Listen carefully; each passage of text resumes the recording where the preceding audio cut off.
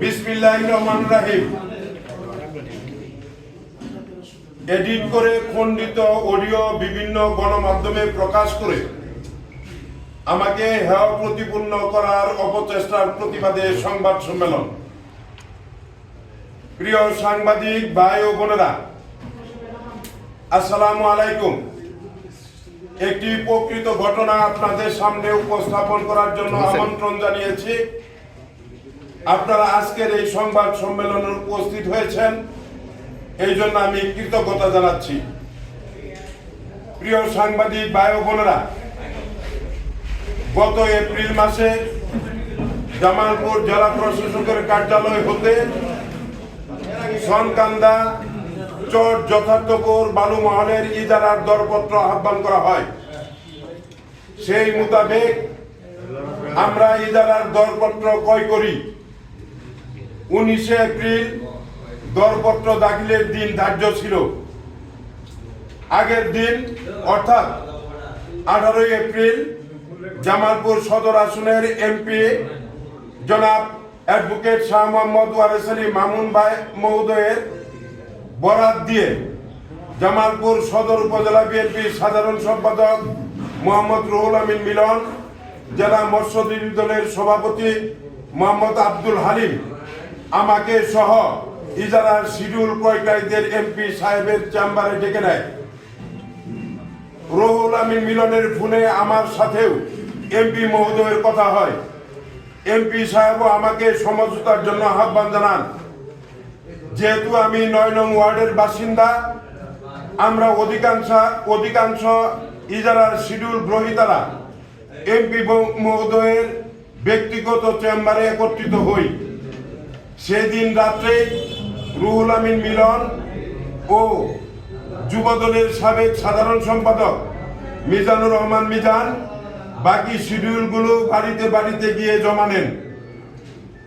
19 April সকালে আমরা সকলে মিলে এমপি মহোদয়ের চেম্বারে সমঝোতার বৈঠকে বসি। আলাপ আলোচনা করে 9 নং ওয়ার্ড বিএনপি পূর্ব শাখার সাধারণ সম্পাদক মোহাম্মদ আমিনুল ইসলামের আমেনা এন্টারপ্রাইজের নামে সনকান্দা চর যথার্থপুর বালু মহলের সর্বোচ্চ দরদাতা করার সিদ্ধান্ত হয়। আমরা সকলের শিডিউলগুলো রুহুল আমিন মিলন ও হালিম জমা নেয়। সিদ্ধান্ত হয় সর্বোচ্চ দরদাতা সহ 3টি শিডিউল আব্দুল হালিম জেলা প্রশাসকের কার্যালয়ে রক্ষিত টেন্ডার বাক্সে জমা দিবে। আমরা বিডি সহ প্রয়োজনীয় কাগজপত্র আব্দুল হালিমের নিকট জমা দেই।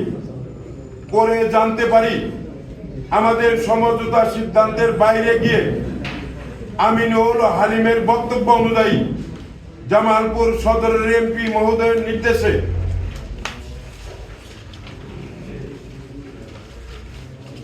গোপনে চুরি করে আমেনা এন্টারপ্রাইজের অর্থাৎ আমিনুল ইসলামের বিডি সরিয়ে ফেলে শামীম এন্টারপ্রাইজের অর্থাৎ শামীম মাস্টারের স্ত্রী নামে লাইসেন্সকে সর্বোচ্চ দরদাতা হিসেবে দরপত্রের বাক্সে জমা দেয়।